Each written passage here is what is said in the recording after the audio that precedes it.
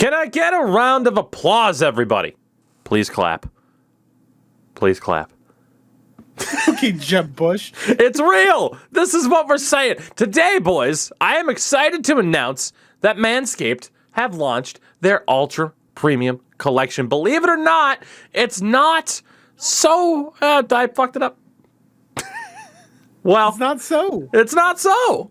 We're leaving this in. So. We're leaving this in. It's for your not so private parts, gentlemen, which is what Manscaped takes care of best. I am still dealing with a somewhat numb face, and this is the best ad read we're ever going to have. So we're going to go for it. I'm talking about a leveled up hygiene routine with your favorite manly scent. This is an all-in-one skin and hair care kit for the everyday man that covers you from head to toe. Literally. Manscaped is trusted below the waist. Now trust them with the rest. Join the 4 million men worldwide who trust Manscaped by going to manscaped.com for 20% off and free shipping when you use code Tougie. Again, the Ultra Premium Collection includes deodorant. Yes, deodorant. Actual armpit deodorant, a body wash, a 2-in-1 shampoo and conditioner that Endo and I have both been able to use. It's fantastic. Hydrating body spray / lotion. It'll lather you up real nice. And the package comes with a free set of Manscaped lip balm. You can get that and more, of course, manscaped.com. Use code Tougie at checkout for 20% off your order and free worldwide shipping. Now let's get to the show. Ladies and gentlemen, for those of you watching on the video portion, you might have said, who's that fella? Who's that handsome fella on screen? That's not Sin. And you'd be right. Everybody, welcome to the show, Davos. Woo.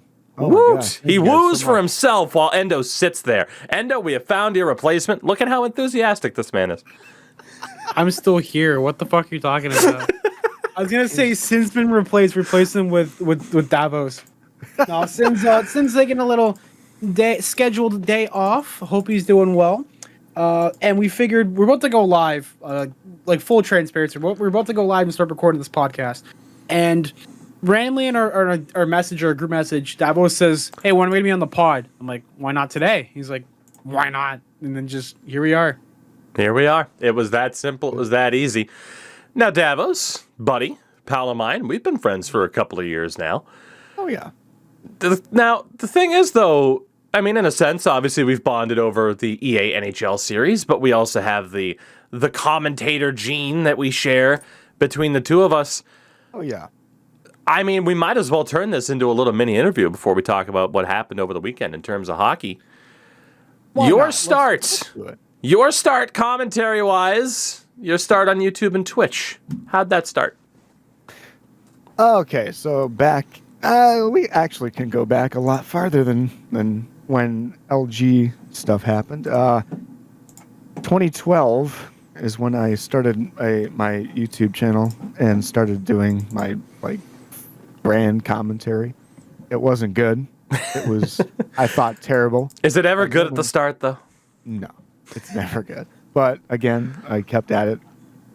Just kept talking over random games I'd play. And I don't know, I got better. And my voice transformed into what it is today.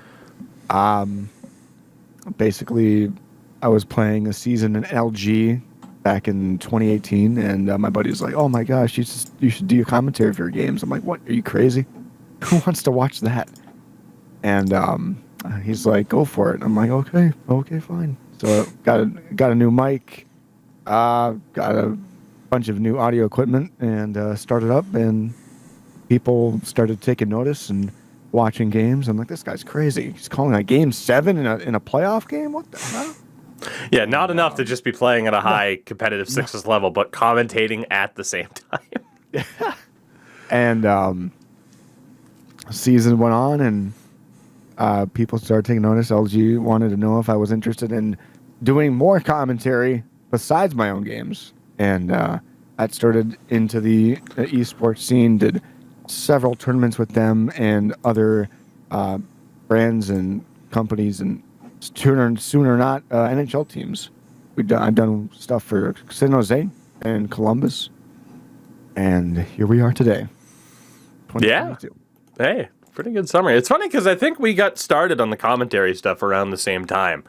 just had that very different path of, you already having the in at LG and just, in terms of who you would take to be the voice of North American esports, we are mutual friends with the likes of one Mr. F5, Penguin, No Sleeves, Grizzgol, but I don't know if there's anybody that compares. I am going to pump your tires, sir, because as good as everybody else is, and Sin knows this, there is one man that makes me go, boy, I suck at this, and that's you. You know what? I have my bad days. I mean, sometimes the voice can sound like this. She's, oh my god, he sounds so nasally. So obviously, yeah. So it definitely, you have to make sure everything. I mean, yeah, you don't want to get sick because it makes you feel like you're missing out on stuff or you're letting people down. So obviously, keep your health in check in mind when you're in this kind of business, obviously, but it's tough for everybody. So yeah, obviously, it's gotten me through this last 4 years or so. So there you go. So Davos will be joining us here for the entirety of the show. Again, I think we could sit here and talk about the ins and outs of streaming and competitive sixes esports commentary, of which we've all at the very least dipped our toe into those cold waters at times. Yeah. But there was a decent amount of stuff to happen, hockey-wise, over the course of the week, and that is, of course, what we're here to talk about. But before that, I want to throw it to a couple of viewer questions. When we don't have as much to talk about, we want to hear from you guys. Again, normally we put out a post on Twitter at Tougie24 or in the official Discord, which you can find a link down below. If you are not already there, there is a podcast questions section. Ask away and see if your question gets asked or answered on the show. You can also respond in the YouTube comments as well. We pick up questions from there too. Did I forget to check that specific section today? You bet your sweet ass I did. So shout out to Discord. This first question comes from Tyler the Thrashers fan, and I cannot help but think it's in response to the NBA. The All-Star game now has a celebrity game. Who are you picking as your starting lineup for a 3-on-3 celebrity hockey match? And again, this has to be off of NBA All-Star weekend because of God damn it, his name just flew out of my brain, but what's his face? Was it Myles Garrett that was just dunking the ball Garrett. like... It was just dunking the ball like a madman this weekend. I mean, it's one of those things where obviously basketball is going to translate a little bit easier, but when you see a 6'4", 270-pound defensive lineman doing a 360 windmill, it sets the bar high. And then hockey-wise, it's like, well, think about it. Unless it's street hockey, there's a lot of prior experience and skill that needs to be there. So we could take this super seriously, or we could just go with a joke pick to who we think would be the most entertaining. And since it's 3-on-3, I figured we each pick one person, right? Let's not assume that there's a goalie involved. If there is one person that you could see take part in a celebrity hockey game 3-on-3, Endo Mills, who would it be? You gonna go with a Canadian first, so I take Justin Bieber off the board, or what? I mean, that's the layup pick if you want to be boring. Okay, so it can be like, does it have to be like a celebrity? Or can it be like an athlete? I would define athletes of another sport as celebrities. I think that's fair. I don't think it has to just be like, well, John Hamm likes hockey, so John Hamm, and he'll wear a Blues uniform and be funny. Like, that's kind of meh. So it doesn't have to be Bieber. It could be another athlete. J.J. Watt. that would be be half bad. J.J. Watt has played hockey before. There was a video that came out of him, I believe, a few years ago. J.J. Watt playing. So while you look that up, there is my immediate response was going to be another NFL player, and it was going to be Jalen Ramsey. Because of all the shit talking he did a couple years ago where he's like, yeah, I can play hockey, no problem. That was in 2019, which feels like it was 10 years ago. 100% it would be Jalen Ramsey. Just to, put your money where your mouth is, buddy, after all this time. You've had a couple years to prepare. Let's see you. All right. So J.J. Watt. Yeah, I just saw a video of him taking the slap shot. And I'm like, yeah, that's my boy. That's my boy, J.J. Watt. Davos. It's a YouTube short of him playing hockey. Davos, Oh wait, you he's, have... he's stick handling. Holy shit! You guys got to see this. Oh god.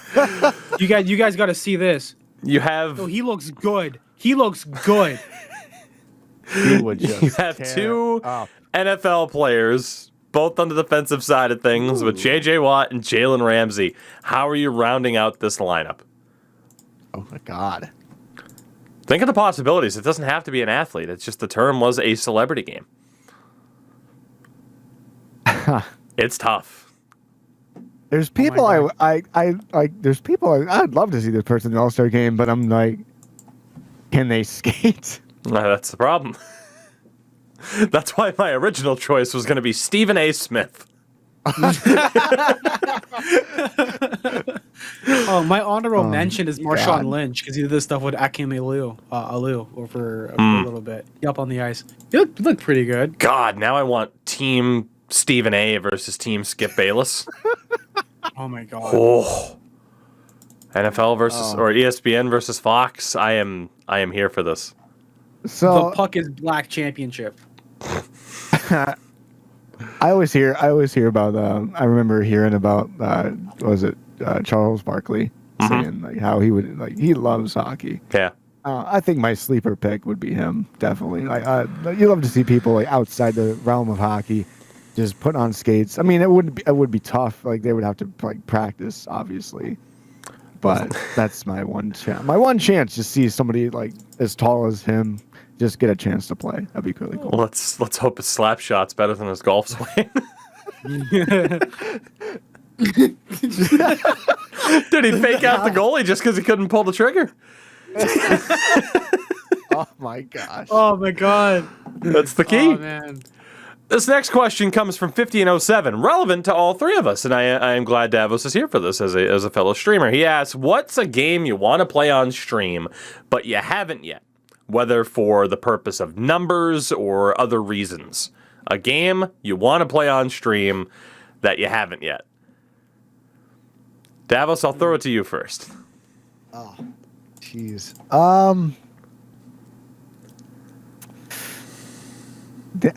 As we all try to think.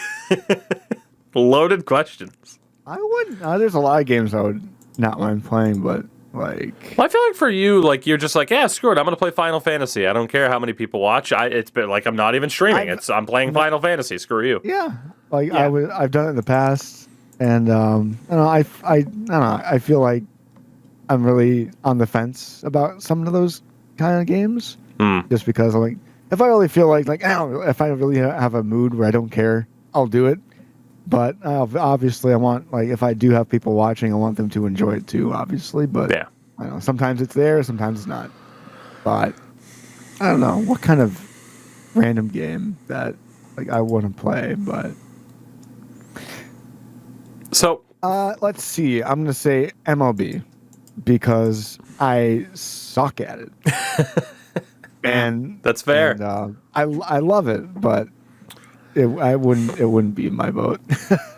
I think that's a common thing though for a lot of people. Like you can love a game, but the thought is like, I know I suck, but I'm just here to have fun. And if I'm not the best, like, are people going to watch? Like, and then like you said, a lot of it's a mindset.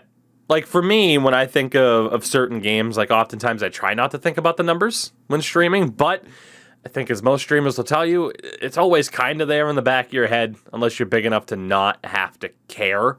Yeah.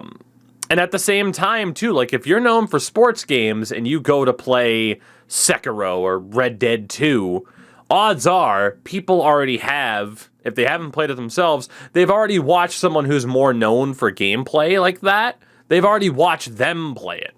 So it's not as big of a deal to watch you play it because they've already seen it. So it's really tough in that way. I mean, it kind of, like every story-based game for me is in this category as to why I haven't played it. And it's a combination of you want to make sure people will enjoy it. You kind of want the numbers to be there. But it's also such a time commitment. Like if you're playing Ishal or Hut and you're not having fun, okay, I'm just done for the day and I'm moving on. Easy half hour. Right. Oh yeah. But if you start a story game and then stop, or it just doesn't really hook you, which just kind of feels like a waste of time, like I don't know. It's tough. So literally for me, I would put like every single game that I've been meaning to play because I need to be in the right mindset to be like, okay, I'm going to see less views. That's fine. But I know I'm going to enjoy this. And especially if it's a game that someone paid for. Pyro, thank you. God, there's been games he's been waiting to watch me play for 2 years. The backlog. Oh my God. The backlog is insane. Yeah. This summer is going to be fun, though, in terms of just trying to clear out that backlog and taking a break from sports games aside from baseball. But yeah, it's basically every single one of those games where it's like, I just want to make sure I'm in the right mindset before playing them so I don't start and then just be like, I don't like it, and then just never go back to it because I feel like that's unfair. So, Endo, you play whatever the hell you want. He does. Yeah. Obviously. So like the one thing I've noticed, I've had kind of like a revelation in terms of making content and everything. NHL hasn't been fun for any of us. Let's be honest. Let's be very fair. I mean, I was gonna say with Tougie, an honorable mention for you would be anything involving gameplay with NHL because you just have a massive. Like, no offense, I love you, brother, but like you remember you were telling me like I love playing the game, but my brand is built so much on roster management and everything that anytime I play a game, I just get a drop. And I'm like, I feel you. I mean, that's what it is. Like, and, just to speak to that, like, the idea of, oh, I want to play, like, if I'm playing franchise and you guys show up and it's like, hey, let's play club. Okay, bam, instant spike in my numbers because the entire brand that I've built up is the gameplay sucks and I don't want it. But even if I know the gameplay sucks, but I still want to play with my friends, well, too bad. The gameplay sucks, and that's what you've built your reputation on. So it has kind of sealed out the idea of club or ultimate team, which isn't a bad thing, let's be honest. That's saving me from myself as of late, as Endo knows from editing the Ultimate Team series that will go up on the YouTube channel, hopefully starting soon. But, fuck. I can say that I have watched him do some editing of that, and it has been hilarious of what he's been able to take it. Yeah. I think the best part is Pillars of Salt for the what's it called? That's another set plan. Yeah, but like for me, it's weird because I started playing NHL, and that's kind of like what I'm known for, and I've gotten into this weird situation where I'm playing other games that like I never really thought I would be playing on stream. And then like I'm having a weird aspect where like I like talking about sports, but if I'm playing something like Mario Kart Double Dash and people are talking to me about sports, I'm like, I don't want to talk about sports in a way. Like like my whole brand is sports now basically because I've had the podcast. I just started on hockey, and it's weird to like differentiate two different aspects. And I'm trying to build up on that. But I think like the one game that I would want to play if I had like a proper viewership is anything, because like I'm still a small guy, you know what I mean? Like I played like GameCube games on stream for like 3-4 hours, and I had the most concurrent viewers I've had in a long time since like the beginning of like NHL. I mean, probably because you weren't around. That's the thing, right? Like you never know what's going to help you kind of break out and start to get attention. Yeah. You never know. Like like Davos mentioned, like it's one of those things where you want to either be super knowledgeable about what you're playing, be super good at it, or you got to be super entertaining. Yeah. Like it's one of the three. Very few people can hit all three with a certain game. You're knowledgeable about it, you're good about it, and you make it entertaining. Let's be honest. Some people, very knowledgeable about the game, very good at the game. And if we're talking about some Hut streamers, all you see is their forehead while they're streaming. That's it. So they have 2 out of 3. If your commentary, you see somebody's back instead of their front face in a championship. Oh my god! So it's just tough because like again, like I think back to God, what was it? Ninja, who was like, yeah, I was a Halo guy or a COD guy for like 10 years. And then all of a sudden, I started playing Fortnite and to the moon. Yep. Yeah. Not that he was a small streamer at that point, but it's just you never know what the launching point's going to be. Like you could certainly, like in Endo's case specifically, you could certainly become like, oh yeah, he's the retro sports game guy, which isn't a bad spot to hold down. Not because most older sports games are more fun than current ones. Dude, So- I might just become a Kirby Air Ride streamer. I'm like the only one in the directory to do that. The amount of fun I had playing Kirby Air Ride was ridiculous. I was losing in games. Chat was chirping me. It came to the point that like I finished in 4th place so much, my camera icon was just Kirby falling off his fucking cart. It was the best. Honestly, What was it? What are they? who knows what the future? What do they Yeah, call who you knows? in chat? Oh yeah, Mills? Fluco Mills. Whenever I want something, they call me Fluco Mills. I'm like, guys, what the heck? Oh my You're god. ruthless. Yeah. Absolutely ruthless. Last question here comes from AJ. With the Daytona 500 being sold out, is this the return of motorsports / NASCAR being popular in the United States? F1 race in Austin last year was also packed. Now, we have all played NASCAR together online in lobbies because it's hilarious. In terms of racing, for me, my opinion is it is probably as popular as it's been probably in my lifetime as it is now. I don't know what the reason for that is. Like growing up, like over here at least, it's like F1, what's that? But NASCAR was obviously incredibly popular. It's like, hey, here's Jeff Gordon at the top of the heap. Yeah. But yeah, like there was a long time where it's like, dude, nobody cares about NASCAR, and it almost like that reputation of it just being a southern sport or like a rural area, the only people who care about it type of thing, pop back up. But yeah, I feel like motorsport in general is like so much more to the forefront. Smartest thing F1 ever did was start Drive to Survive, and how many F1 fans that would have made, especially over here. So I don't know if you two have an opinion on it beyond like, because again, it's just like you play racing games, whether or not you care about it, I don't know. But yeah, AJ, I would think it's probably the most popular it's been ever in a general sense. I could definitely say NASCAR has had its moments where it's been up and then slow, like steady, and then up and then slow and steady. I feel it's doing the same thing, but I mean, it might have gone down because I mean, COVID. Sometimes people won't be attending any races. I don't know if that was the case though, but again, I feel like F1 has had like a very, like you could say 10 years ago, not a whole lot of people would be watching F1 races. And then you look at how gradually how they're making games for it. Like 10 years ago, we barely would barely see games for F1. And At the very least, they were super early on and probably not the greatest. I have one of the older ones somewhere over there. I think it was a mutual friend of ours and Mr. E.G. Soul Reaver over on the Twitch side of things that sent me like F1 2010 or something like that. Yeah, it's just at least over here, I just don't think it was as accessible. Kind of similar to the Premier League. Like, hey, imagine that. If you make these sports that are big elsewhere accessible in other places, the popularity is likely to grow. Instead of, oh, the only way to watch this is to search out an illegal stream for the Premier League. It's like, not too many people are going to do that. Or, like, I remember growing up back in the day, like, the Premier League, it used to essentially be like, I feel like it was like you'd pay like $10 a match on pay-per-view to be able to watch, like, Aston Villa play Chelsea. And it's like, who the hell's going to do that? Like, no wonder why it didn't blow up until it was on like TSN and NBC and stuff like that. So Yeah. imagine that. You make it accessible, good things happen.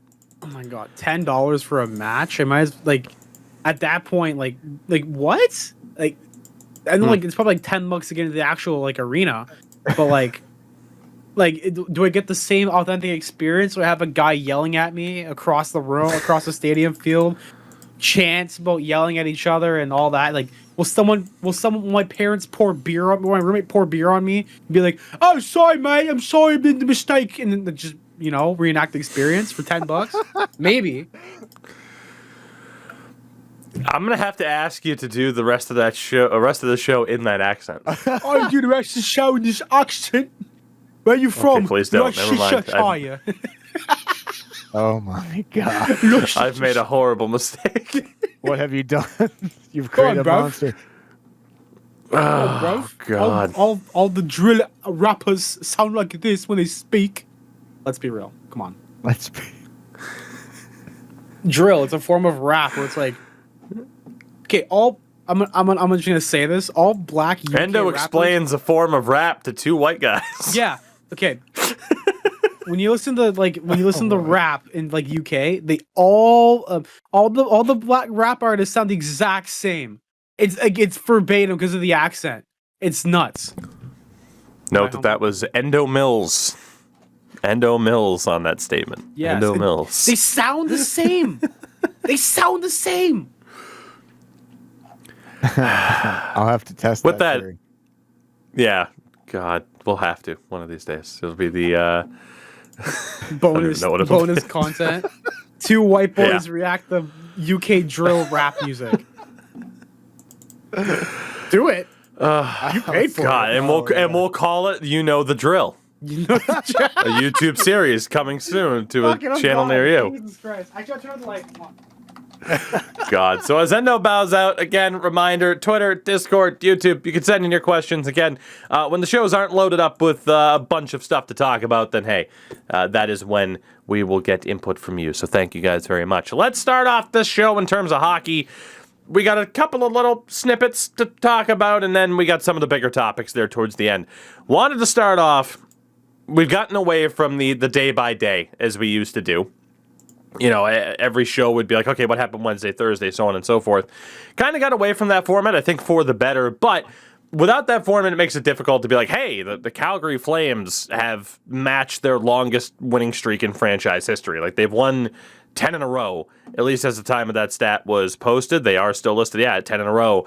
They have not played since. They are now the top team in the Pacific Division, which is insanity. Because they started off the season pretty hot. It's like, oh, yeah, hey, maybe. And then they dipped, and it's like, oh, well, Calgary, whatever. They are who we thought they were.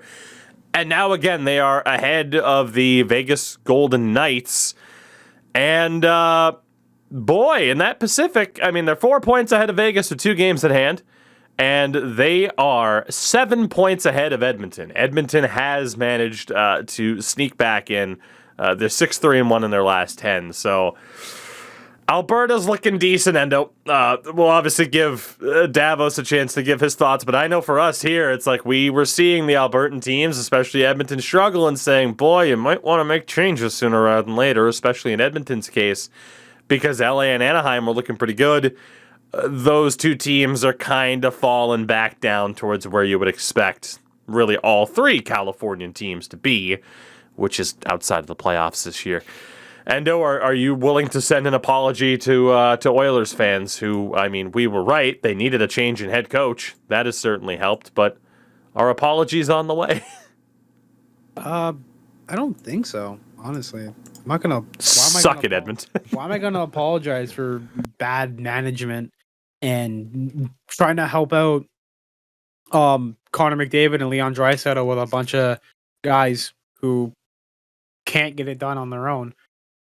I don't know. I think it's going to be an interesting finish to the season, especially with Edmonton possibly, fingers crossed, they get something going and they figure out their goaltending situation, because you can tell that in that locker room, like they want to win, but some things are holding them back, and some of them is goaltending. We'll talk about goalies, especially after what happened with the Leafs last night, because oh boy, it was bad. Mm-hmm. We will get to that. Yeah. Davos, for that division again right now, it is Calgary, Vegas, Edmonton. LA is even with Edmonton on points and games played. It's just tiebreaker for the Oilers.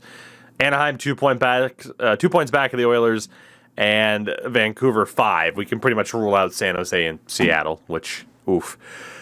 What do you think? That top 3, Calgary, Vegas, Edmonton, do you think that holds, or maybe there's a bit more life in those Californian teams, or maybe Vancouver continues to kind of turn it around? How do you think that division's going to go? Obviously, coming into the season, you knew Vegas was going to be good. You knew, I don't know. You always have to think about a surprise team in that mix, because these teams can flip any week during the regular season. But again, I see Calgary, the first 10 games of the 20 games of the season were just on fire. Like, it had Markstrom had like 7 shutouts.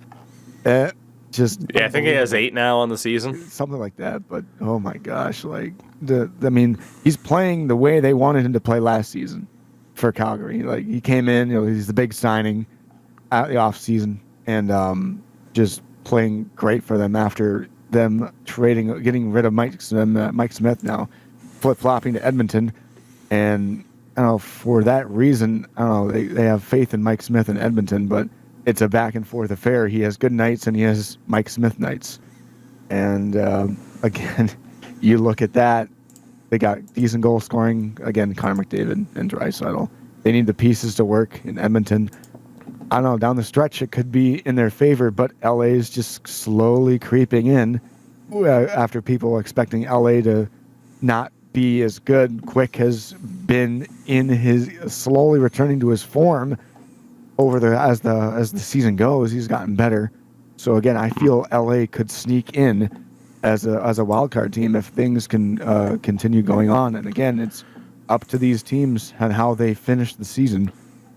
And I don't think, like you said, I think Vancouver is going to stay out. San Jose is going to stay out.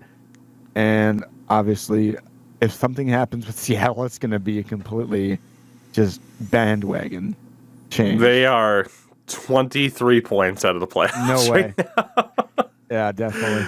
Last in the Western, or second last in the Western Conference, only ahead of Arizona. So rough year for them. We don't have to talk about where I had them in our little preseason prediction video. Don't have to talk about that at all.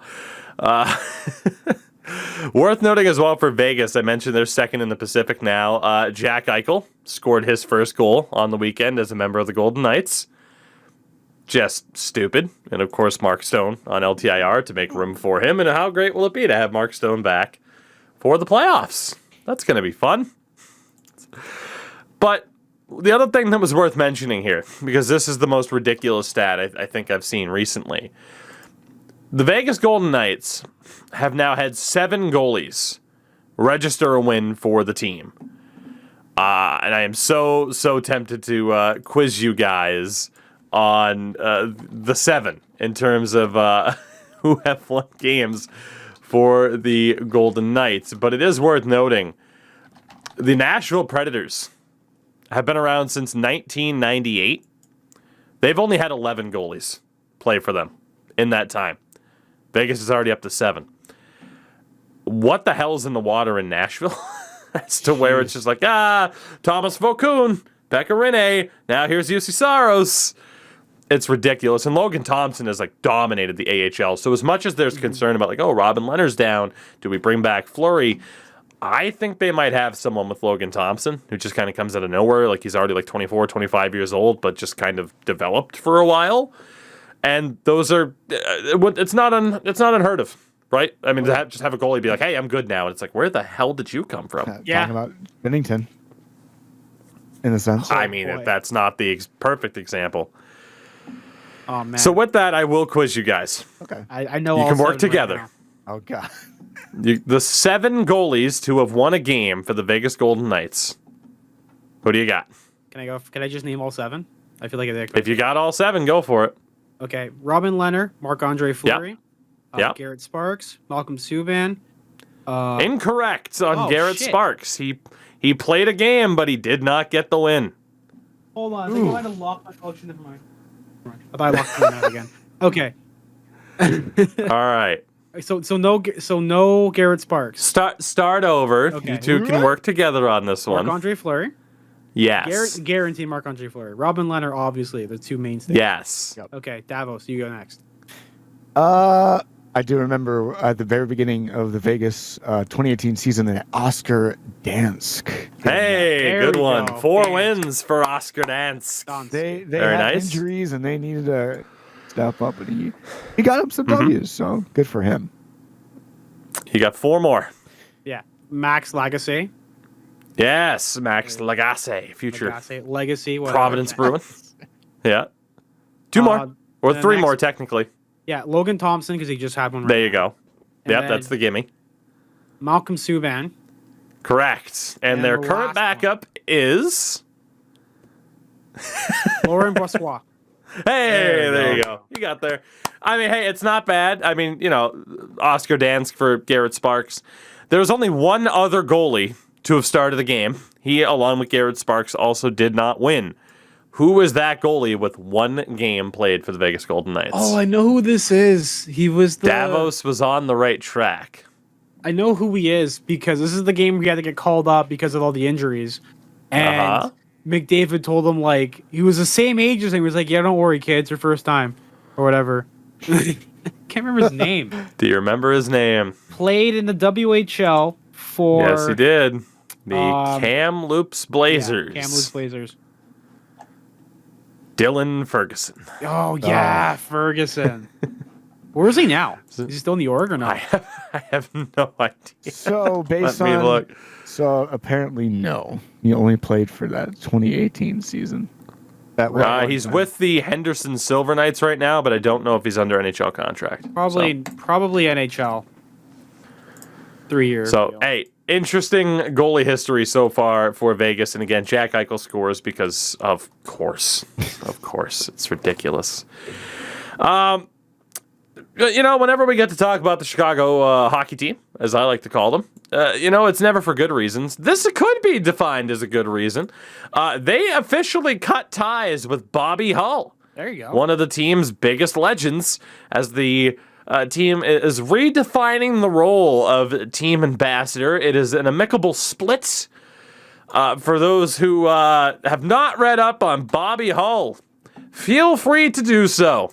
Maybe one of those people that shouldn't have quite been as celebrated for as long as he was. I will give one example of Bobby Hull's tenure, and you tell me,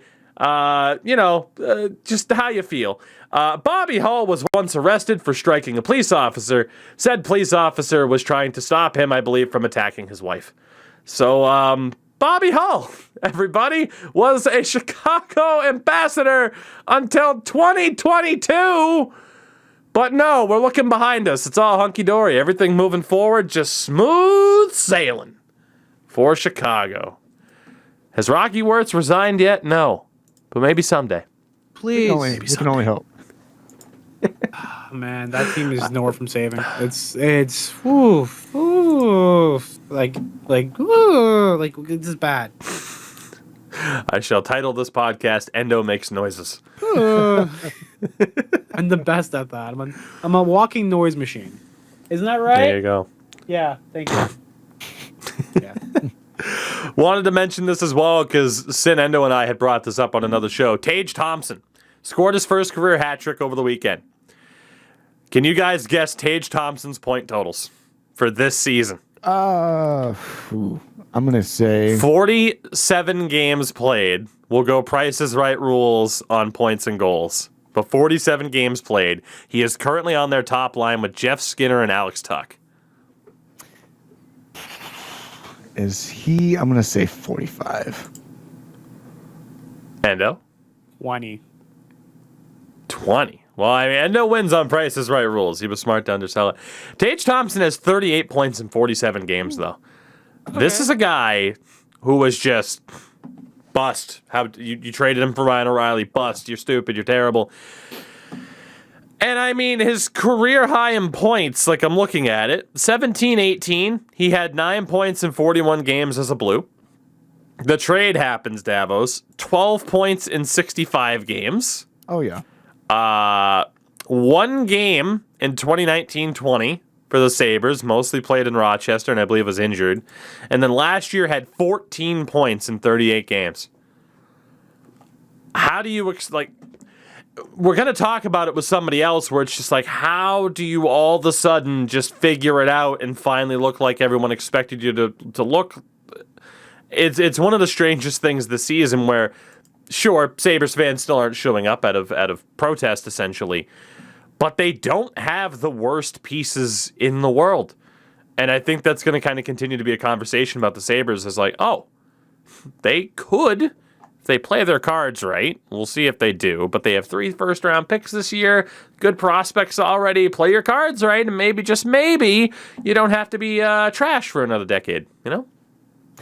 It's always sad when people make... I was looking at, and these people were making predictions of how many points they are projected to finish with or how many goals rather they're projected to finish with at the end of the season. They said Jeff Skinner and Thompson were projected to get over 30 goals, and if that would be the case, it'd be the first time. Oh my gosh, in a long time that 2 or more players for Buffalo have scored 30 goals in this season. Probably since Pominville, Roy. Yeah, like Pominville, Vanek era, maybe. Oh yeah. Yeah. That's decades ago. Obviously, 1 decade, but When is in the that last era. time multiple Buffalo Sabres scored 20 goals Oh my gosh. in a season? Maybe not 20, but perhaps 30. I'm gonna say probably the 07 season. God, Google doesn't bring it up, so we'd have to do a more in-depth search. But it's had to have been a while, especially for 30. I mean, 20 this year. I think he and Thompson and Skinner both have 20. So good for Tage Thompson. Good for Buffalo. There are some bright spots there. If you dare show up to that arena, which a lot of people still do not. One thing that I wanted to mention here that I wasn't going to bring up on the show, but screw it. Let's hit you guys with the curveball. The Nathan MacKinnon slashing incident against the Boston Bruins. Mm-hmm. You have some debate as to whether or not he even made contact. This was the NHL's statement. Now, again, off a face-off, MacKinnon loses it, takes a swipe, appeared to have hit the referee. Now, again, there's debate as to whether or not he did, but here was the NHL's response. NHL Hockey Operations statement on incident in last night's Colorado-Boston game.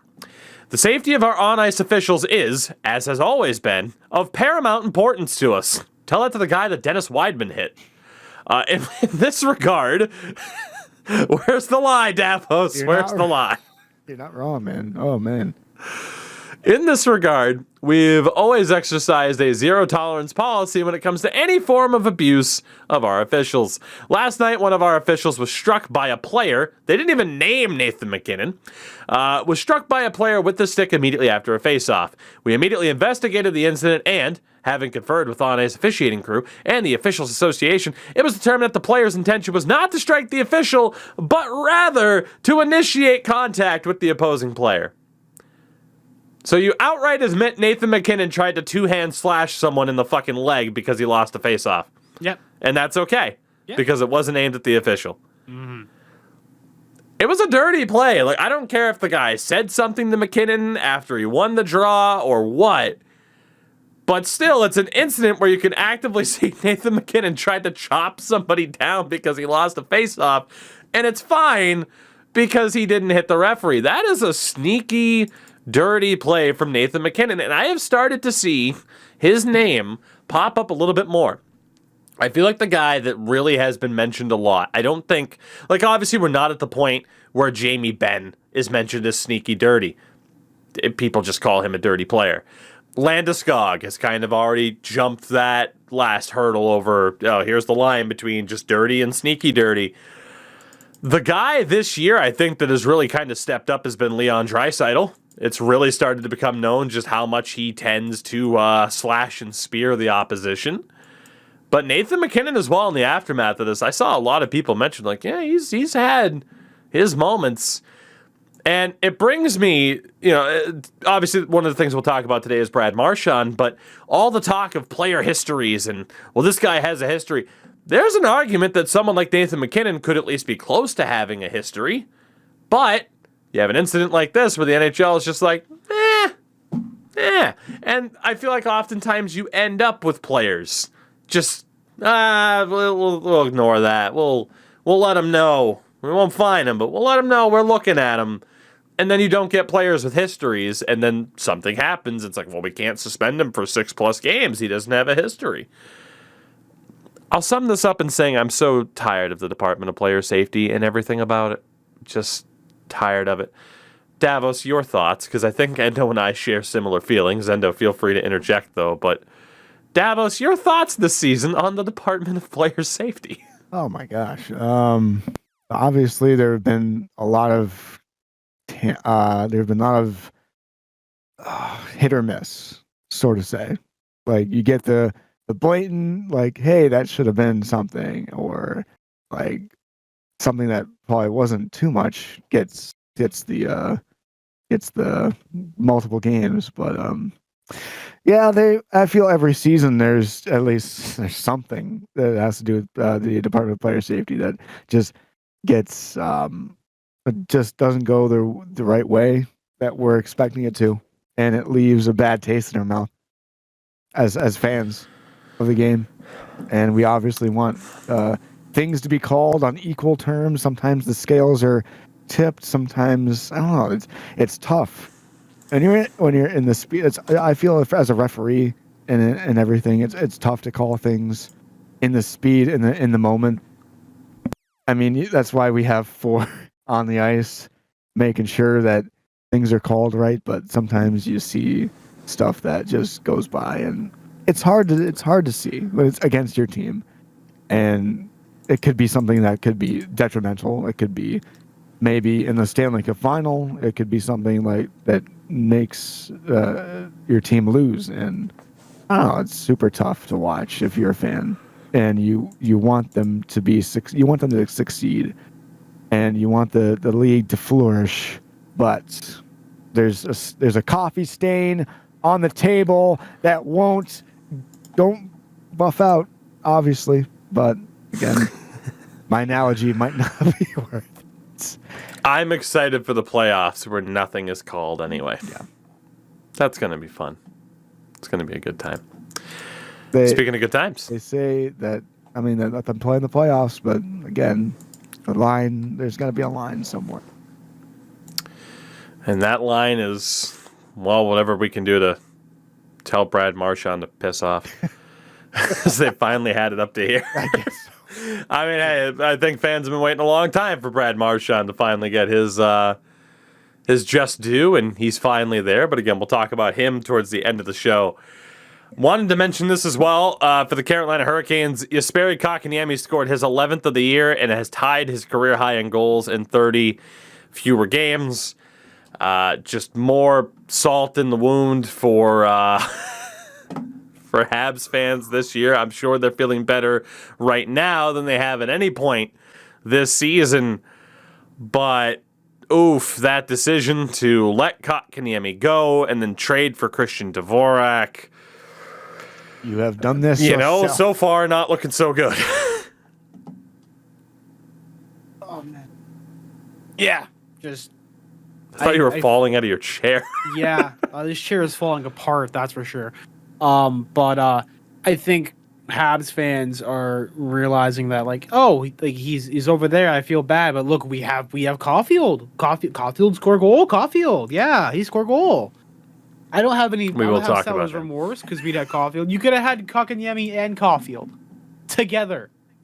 Maybe your team wouldn't have been in this weird situation right now where they're heating up because of Martin St. Louis. And Vinny Lecavalier is also part of the organization too, right? Mm. He is now, yeah. Yeah, I love how way back when they had the All-Star game back in Montreal, they wanted Lecavalier so bad on their team, like they were like basically calling his name out like crazy, and they couldn't get him, so they get him after he retires. Beautiful. There you go.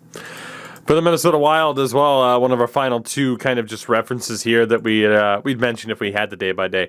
Kirill Kaprizov played in his 100th NHL game.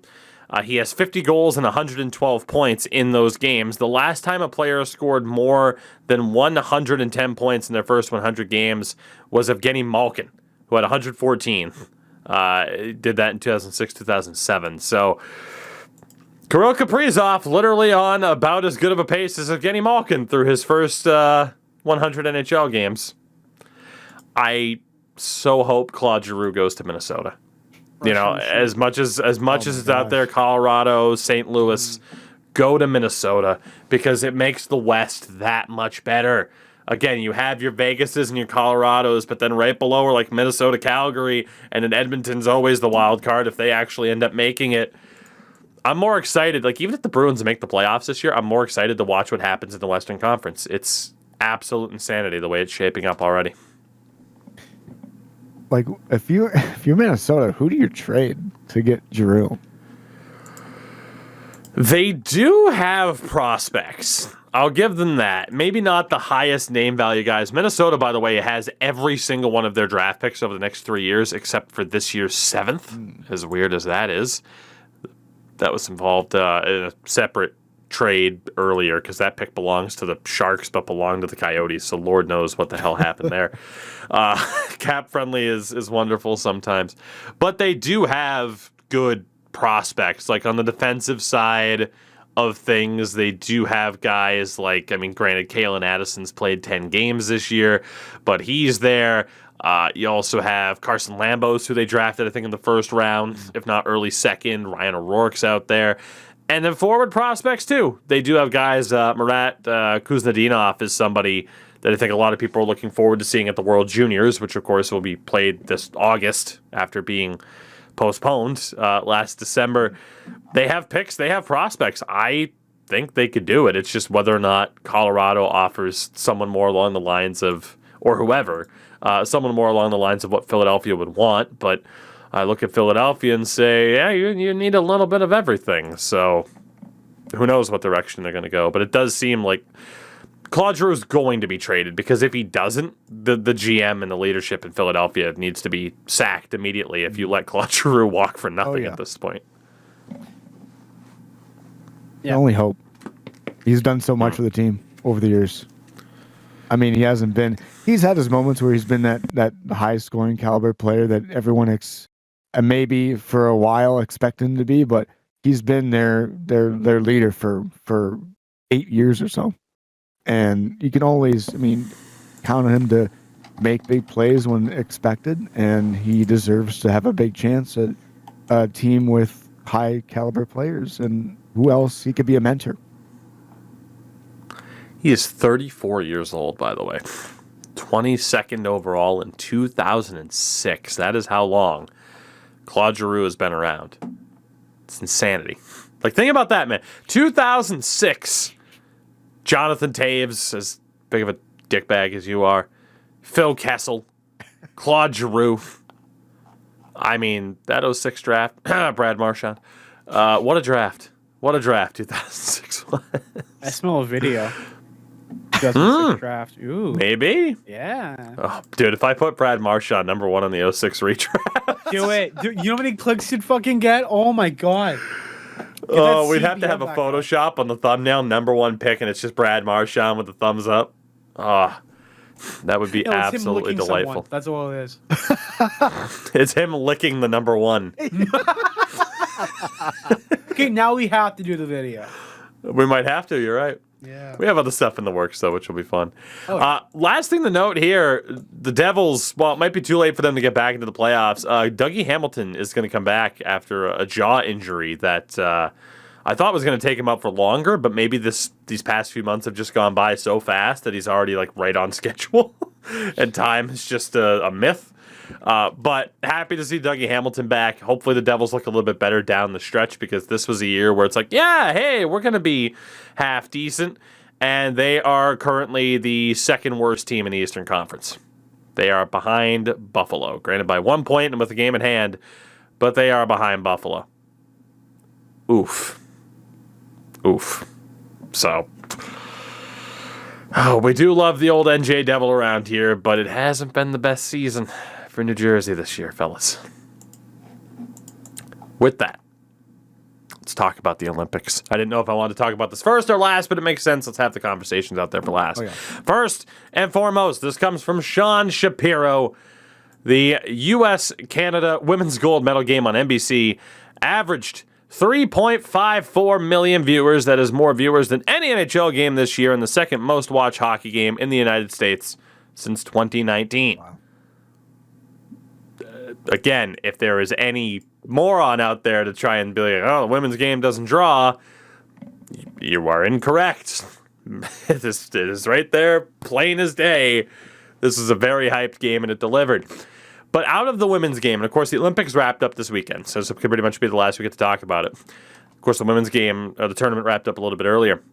The big talking point that we haven't gotten to discuss yet, and I'm very intrigued from Endo's perspective as a Canadian here, though, Marie-Philippe Poulin did essentially get an offer from the ECHLs. I'm just going to go with the Three River Lions because that's what it is, just in French, and I don't want to butcher it. I'm sorry. Lyon. She was invited to join the team to promote women's hockey. She ended up declining. And this was a talking point and a half as to whether or not it's a good idea. The only reason why I don't think it'll happen is because there is not a league that I think. Now, granted, I guess that the Lions had the ability to do it. I mean, granted, I got to see the Lions play, and I don't know if they need her help. They went to the game they played against the Maine Mariners on Saturday, and they won 6-2. Yep. That was fun. The Mariners won the next day because, of course, they did. I'm a jinx. But it's just that idea of I can't help but think we're not going to see a Marie-Philippe Poulin, a Hillary Knight, so on and so forth, compete, certainly at the NHL level, but even the ECHL level seems unlikely, not because they can't, not because there aren't small men that, despite the physicality, don't find a way to survive. It's just the headlines of Marie-Philippe Poulin playing in men's league, gets trucked by a dude, and the headlines for that in the negative press. I don't know if these leagues view that as the risk, as a risk worth taking. As I don't doubt in a sense that Marie-Philippe Poulin could hang at the ECHL level. I don't. But at the same time, like I said, if she's on the receiving end of a bad hit, you know what those headlines are going to be and what that press is going to be, and it's certainly not going to be positive. It's not going to be like, well, hey, they gave her a chance to prove that she could hang in there and that she's just as good as the men. The headlines are going to be woman playing in predominantly men's league injured via hit, and that's I just don't think that's what they want. I mean, this goes back to the whole thing of Team Canada playing against junior A talent and getting basically smacked the entire time. I don't think on the competitive level they're there yet. I just don't. If they're struggling, if they had their way and they were doing good against junior A talent, then maybe, I don't know. SPHL, sure. It's not as if a woman hasn't played in a men's league before. Obviously notable is Shannon Zwabdos playing for the third tier in Sweden.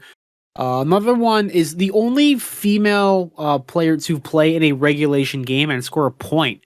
We go back to Nagano in that video with women's hockey. Is Angela? I'm gonna butcher because I can't pronounce last names. Ruggiero. She played one game in the CHL, which was then Central Hockey League, which then folded into the ECHL. She played one game and scored one assist. She's the only female hockey player in the world to play professional hockey. You can call it professional because it is professional hockey, because people from that league have gone up to play in the NHL. And it's great, but I don't think that they would do well. She played with the Tulsa Oilers. And yeah, I just don't think it's there yet. I think maybe down the line, there could be conversations about it. I mean, we already have officiating, but that's one thing. That's just calling the game itself. I think maybe like a decade, maybe until we get to a spot where we could have a conversation about having women play in the men's leagues, in the professional setting. But until now, I think the big thing is the grow the NWHL, PWHPA, ZHL, and SHL Women's League. That's the one thing I think they're mostly focusing on instead of having to growing intergender sports in a way. So yeah, fun fact about go ahead, Alex Ruggiero. So she actually, I think I heard a story from back in the day. She went to a match, something in my hometown rink where she wasn't allowed to play with the other players, men, in the I don't know if it was a pickup game or something, but it was very interesting that it happened in a rink that was just down the street from me. Wow. So I found that when I said her name, I was like, oh my gosh, like I remember this. Like it was a very interesting story. And it just she as well, like Angela Ruggiero specifically, like she's a hockey Hall of Famer first and foremost. You might remember her as well from NHL 13, where it was her and Haley Wickenheiser in the game. yes. It's one of those things where I just kind of agree with Endo where it's like it's not a matter of me personally thinking that they can't. It's just more I would personally just think it would make more sense for that, again, like the development of the PHF. Like Endo said, let's focus on getting the women's game to where it needs to be. At the same time, the NHL can continue to spotlight. I mean, I would love, and we saw it before, right? At the All-Star game where the U.S. and Canadian women played each other during the intermission, right? Yeah. It was something like that. It was like there are still ways to spotlight and grow the game. I agree without it necessarily being an intergender league. I don't know. It's interesting though. And again, we've talked about the women's game a lot on this show, rightfully so. But I don't know. It's just one of those things where I would be surprised if it ever were to actually happen, just because of that publicity side of things. But I don't think it's a matter of like, oh yeah, no, Marie-Philippe Lam would get destroyed by even the worst ECHL. Like anyone saying that shit is out of their minds, obviously. On the men's side of things, the Finns won their first ever Olympic gold. They beat the Russians 2-1.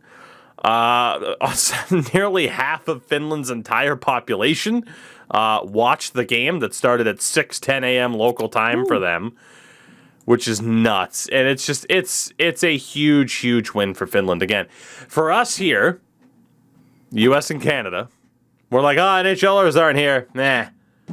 We want to win, but when we lose, it wasn't that important. I mean, everywhere else, though, this was a big fucking deal still. This was the Olympics. You think Finns aren't fucking celebrating as hard as they were just because they didn't have to go through Nathan McKinnon, Sidney Crosby, and Austin Matthews? No, it is an Olympic gold medal. It is a huge deal for them. Again, the Russians were the defending champions. And for Slovakia as well, they ended up beating Sweden. Disappointing tournament for Sweden, I think, summarized by that picture of Peter Forsberg and Henrik Lundqvist just looking dejected when they lost to Finland. But Slovakia gets their first ever Olympic medal in hockey, winning the bronze. And upcoming draft pick Juraj Slafkovsky was named the tournament MVP, having scored 7 goals en route to a bronze medal. I think the men's tournament delivered. Like I said, for us here in North America, we might be like, it's not as good, but man, it still meant a lot to everybody else out there, and it, I think, is going to tell the story of who was already viewed as a top 10 prospect at the very least. I mean, absolutely making a name for himself, in case you weren't overly familiar with this kid. I mean, again, it depends on what publication for where he's ranked, but whenever the next TSN midterm rankings come out or whatever the hell else, he's going to be a top 5 pick. Again, 17 years old and ended up with 7 goals in 7 games at 17. Granted, he's 6'4", 218 pounds, 17 years old. He's got that man strength already, but a crazy breakout party for him. And like I said, I think us here in North America need to get off our high horses a little bit and stop acting like we didn't care. We all cared. We would have celebrated if our team won the gold. Let's be honest. Don't try to be like, I never cared anyway. Nobody's buying that. While Finland is celebrating with naked men everywhere. That's all I saw on Twitter. It's just Finnish asses as far as the eye could see.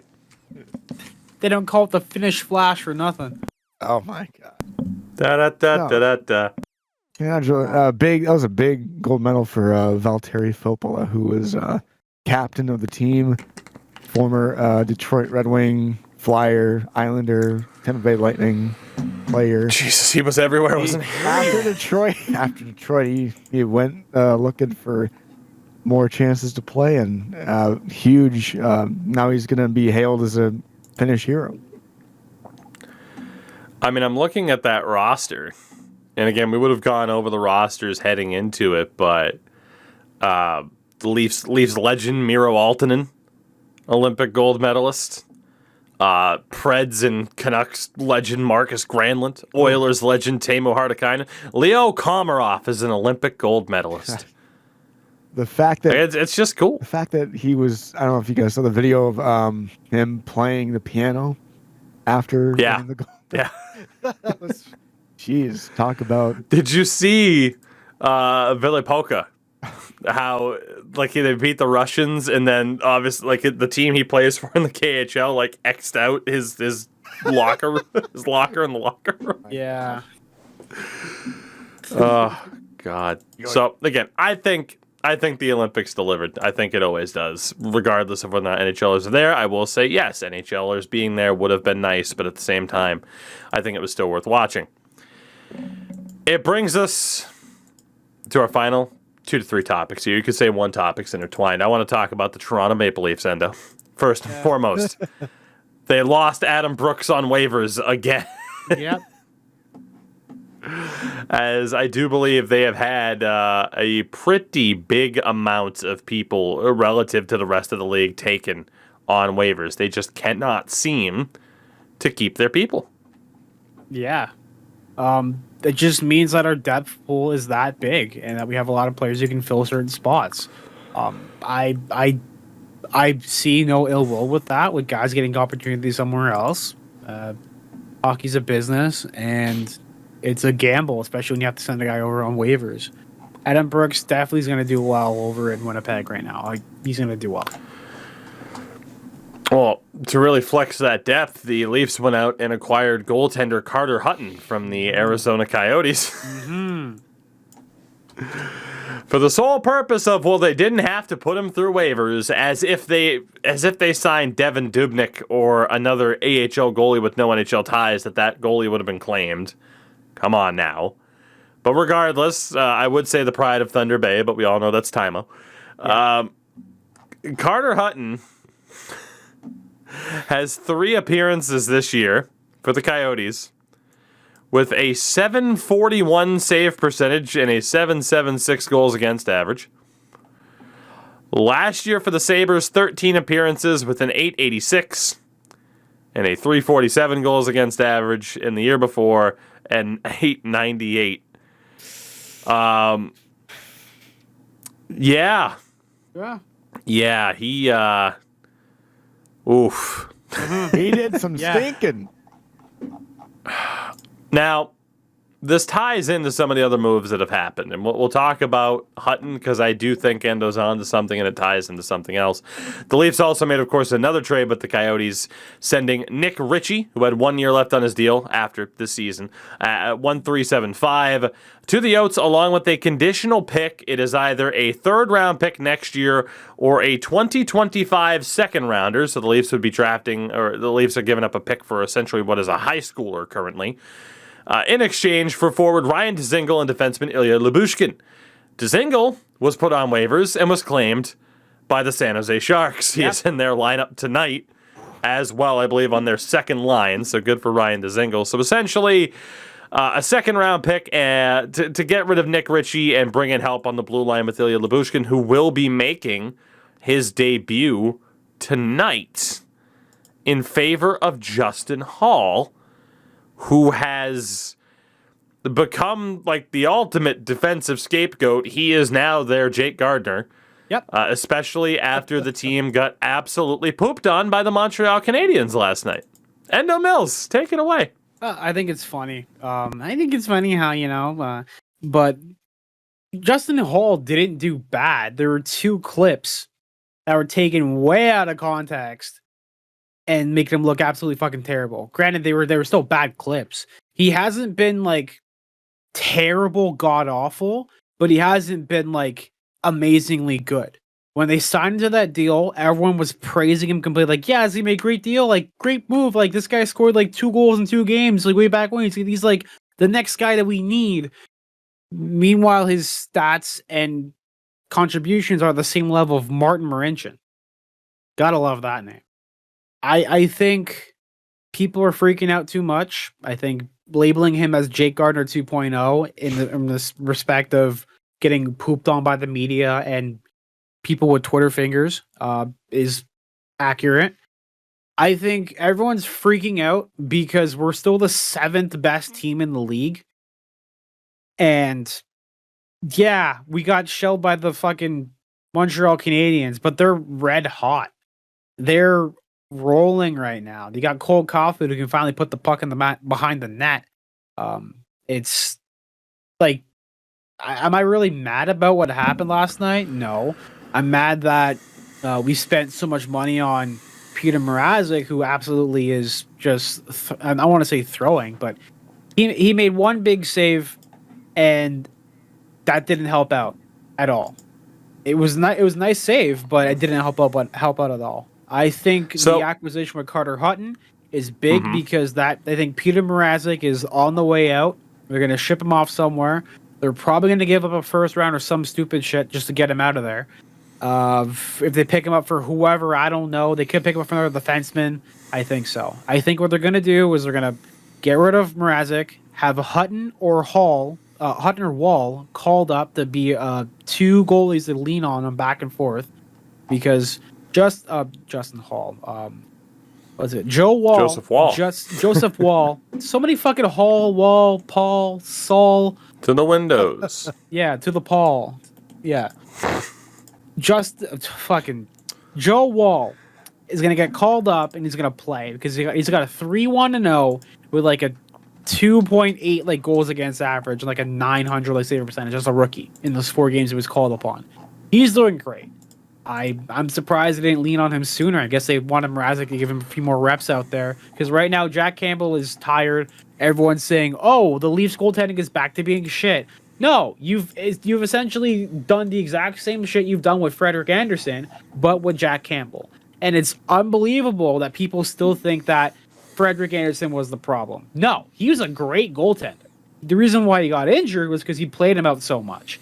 You need goaltending tandems. You need 2 goalies who can perform very, very well together.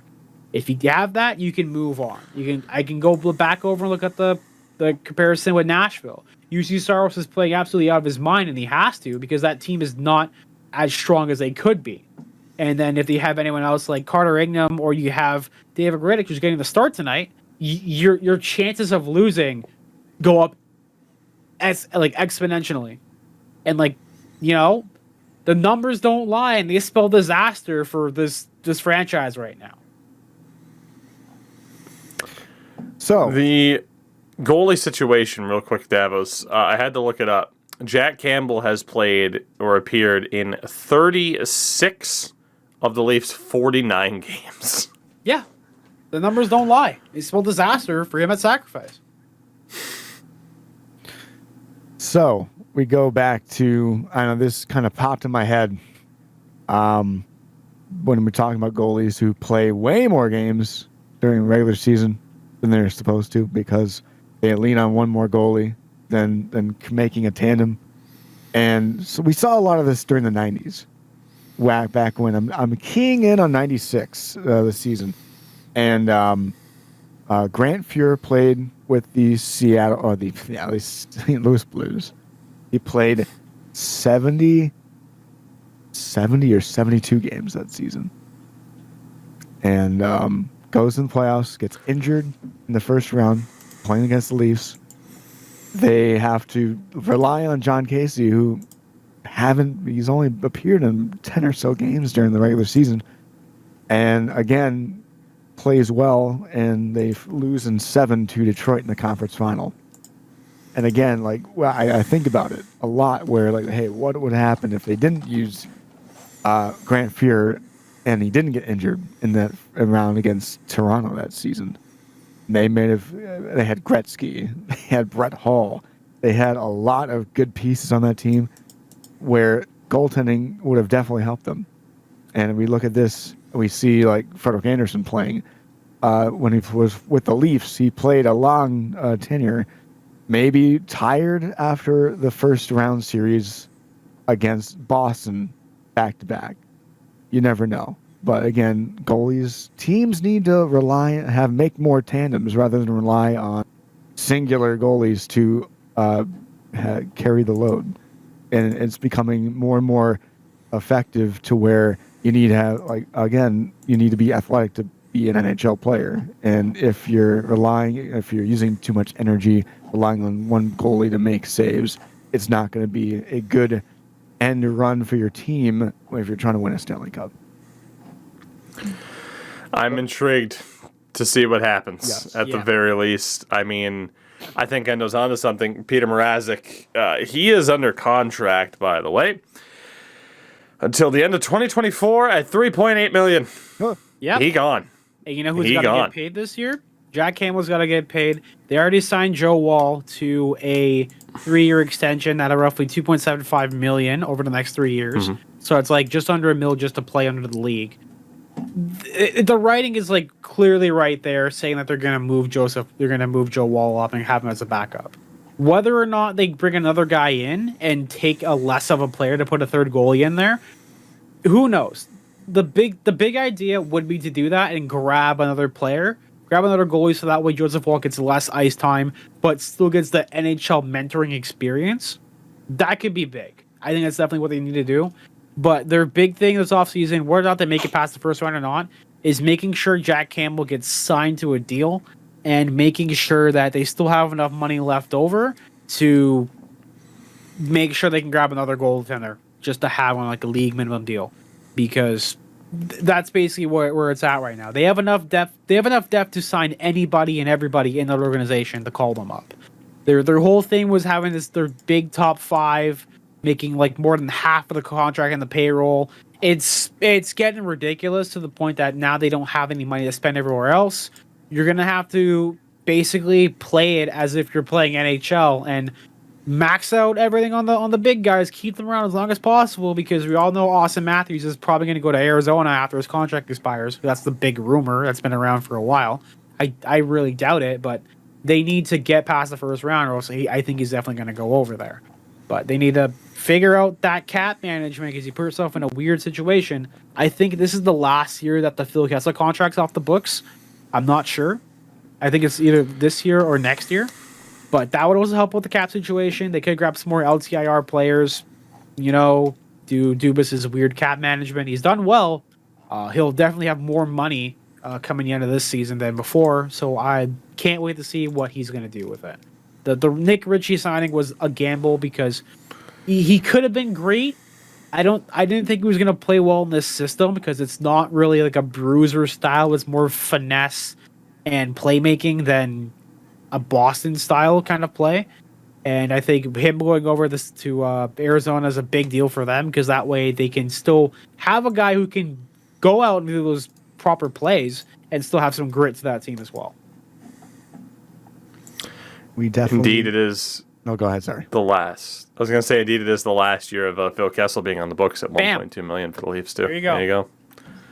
So we saw last night. What was it? It was Muzzin going down with an injury, running into what was it, Redmond?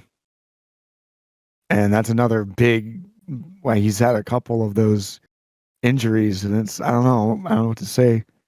Freak injuries.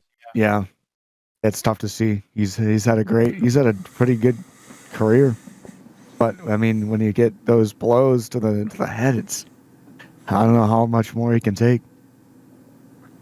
Yeah, I mean, look at Shea Weber right now. He's basically retired because of his situation with his injuries. It's freak accidents. That's unfortunately that's hockey. He's been on the receiving end of a lot of those his career, especially with Toronto, notably, because the style of hockey that he plays when he's basically an essential part of that defense. Excuse me. And it's hard to find defensemen that are like that anymore. A lot of them are more finesse and playmaking and stuff like that. It's hard to find a stay down hunker defenseman. And I don't think there's not even a lot of that in this draft in the first round. There are a lot of them who are the second and third, but they're giving up that second and third pick for the future. I'd be surprised if the Leafs keep their first round pick this year again, because they've traded it so many times at the deadline or before the deadline. Fingers crossed Kyle actually keeps it this time. We mentioned the Leafs by saying that they got pooped on by the Habs. And for the Habs, not only have they won 2 in a row for the first time this season, they've now won 3 in a row for the first time this season after beating the Leafs. They finally had double digits in wins on the year. They were the last team to do that. Andrew Hammond won his first game, I believe, against the Islanders. It was his first win since April 9th of 2016. Josh Anderson became the first double-digit goal scorer. His name apparently in trade talks, despite his contract. I don't know if I believe that. And then Endo mentioned him. It's a good thing Sin's not here, because he might be eating his words right now. Old Cole, should we call him Goal Caulfield? In his first 30 games this season, 1 goal, 4 assists. In his last 6 games, 5 goals, 4 assists. So from 5 points in 30 games to 9 in his last 6. As mentioned, they also brought in Vinny LeCavalier. And it was also revealed that they didn't have a skills coach or an in-house analytics department. So what have we learned about the Habs? In terms of that front office stuff, despite having the most valuable franchise, arguably, in hockey, the front office, the ownership, penny pinchers. Yeah. And you wonder why they haven't won since '93. Yeah. Just fat and happy instead of actually winning a cup and bringing in more money than you could ever possibly save. Makes no sense to me, but hey, I'm not the billionaire here. Oh, in terms of coaching, though, man, what can you say about Martin St. Louis at this point? My God. Like, just the idea of a coach just letting a player play the way they want to play, the way they're the best at playing, and not trying to fit a square peg into a round hole. Imagine being successful that way. I'm stunned, I tell you, stunned. Yeah, I mean, Oh, go ahead. I don't know. You have the sides where players they don't mind playing with a coach that has a system. But then you have, there's 2 sides of the coin where you do have and you don't. And I think in Montreal's case, they needed a change, and Marty he's a player's coach. He's been there before, and he knows exactly what being in a system is like. And he's reached out, and he's apparently made it. Montreal made his players realize that they don't have to be forced to get their potential stymied by these systems, and apparently it's working to where they're winning 3 games in a row and looking like they could possibly do something. And it was a coaching change that we were probably maybe expecting, but I don't know. I think it's a good choice for Montreal right now in this moment. We'll see how it carries on for the rest of the season. But again, I like Marty as the coach. It's a good possibility that they could turn it around, but we'll see.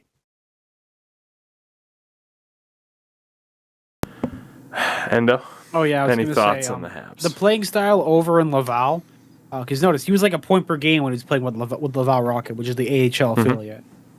Their style of hockey is very freewheeling, and like you can't. I say freewheeling in the sense of like they know what their player types are, and that organization's doing really, really well.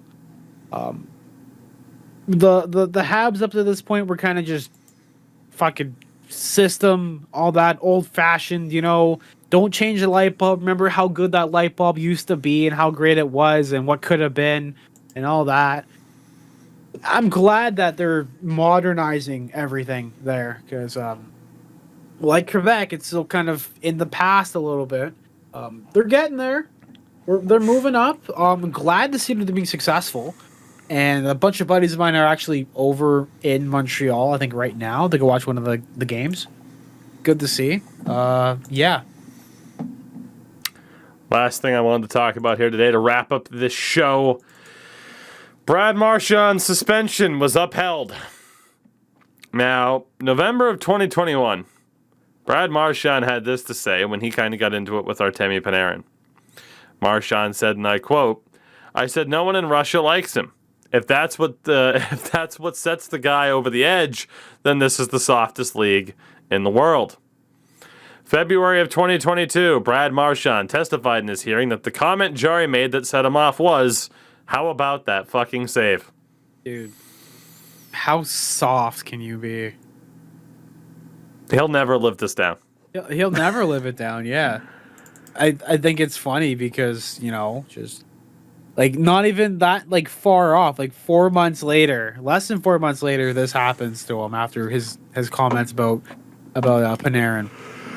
Like, come on, you can't write this. He'll never live it down. Yeah. Like the aura of Brad Marchand, if it even existed anymore, is 100% gone because he got upset because Tristan Jarry said, "How about that save?" It's rough. Yep. It's out of his character. Boy, isn't it? Oh, God. Well, with that, boys, we'll get out of here because while I can feel my face now after going to the dentist today, now officially in the pain portion of the recovery process. So hooray for that. But I thank you both for being here, especially Davos. Took the pressure off of me on a day that I really needed it. And we'll have to have you back. Hey, every other Tuesday is open. Maybe we get Davos here a little bit more often. All right. I'd be up for it. Thank you, guys. It was a pleasure being aboard the Tougie Sake podcast. Yeah, now you can hear Davos often on streams of my own, of course, because, hey, that's, we play games often. But, of course, he is on twitch.tv/DavosCast. That is DAVOSCAST, DavosCast. You can follow him as well. I mean, man, if you see the Columbus Blue Jackets esports org running streams or the San Jose Sharks and what they're doing, he's here, there, and everywhere. Davos, you're beautiful. That's the only thing I can end the show with. You're a beautiful man. He says it every time. Every time I hop in, it never gets old. I don't know. I feel once I get old, I might not be beautiful. I don't know. I think I'm the only. Okay, now hold on. Here's the thing. Am I the old man of this stream, of this cast? Because normally it's Sin. Am I the old man here? I don't know. You tell me. I am turning 28 years old in 2 days. You are not the oldest because I am already 28. Youth is on my side. I got you beat by a few months. There you go. There you go. Goodness gracious. Endo, what do you got going on between 17,000 different old school games? Whatever I can use on my GameCube or GameCube. Doing a lot more classic games. Just going back to games I played in my childhood. Tried to play Pokemon XD Gale of Darkness. Couldn't really get into it. Too much stuff. Too much narrative stuff, I think. I don't think I can do a lot of narrative stuff on stream because I just want to fall asleep after. That's just me. Maybe that's the answer to the question you guys had earlier. In regards to viewership, no. In regards to my attention span. Yeah, I've been playing a lot of Kirby Air Ride. I'm thinking one day I'm just gonna do a giant gauntlet where I go through all of City Trial and try to unlock everything in like a subathon, or I just try to beat the entire game of Kirby Air Ride in City Trial. In fact, have friends come over and play that via Parsec pals. Hey, I had to mention that. Yeah, a mini series that I'm doing. Hopefully, I'm actually gonna put it on YouTube. If not, just record it and just have it on my hard drive. I remember the memories of that day. It's a series where I'm gonna be doing where I play a bunch of classic games that couldn't be played online, but now can be played online thanks to peer-to-peer connections and stuff like that. So I can finally play games like Super Mario Strikers. I can play Mario Golf, Mario Party. Oh, we're doing Mario Party like full flat out. We're doing Mario Party. But which one's the best one though? Mario Party. Mario 6. Party 2. 2 easily. 2. 2. Okay, I can set up 2. I can see why 2 was for the 64 was definitely one of the pinnacle. I mean, if we're talking GameCube, I can definitely see 5 or 6. Yeah. I think I like 6 because of there's a meme cover art where it was like "fuck you 6," and it said like, "If you grab that star, I'm gonna punch you in your throat," and something like that. I gotta pull up. God. Mario Party. Yeah. Friends don't let friends eat each other in Mario Party. Friends don't play Mario Party with other friends if they want to stay friends. I still remember that one time you stole that star from me, Tougie. Yeah, it's true. It happened. It was a lovely off-stream session of Mario Party. We'll allow Endo a second to, he'll post this meme on Twitter. Let's be honest. That's There what you he go, does. yeah. And again, you can follow him on Twitter at Endo Mills because sometimes he forgets that most people listen to this via audio, but you know what? Right. That's okay. I keep forgetting. Yeah, I was gonna say it's Fuck You 6, the game that ruins friendships. If you steal my star, I will punch you in the goddamn mouth. The Nintendo GameCube mic concluded, so you can visibly yell at your friends about your frustrations. We'll see you this Friday, everybody. Thanks for watching. Thanks for listening. We'll catch you later.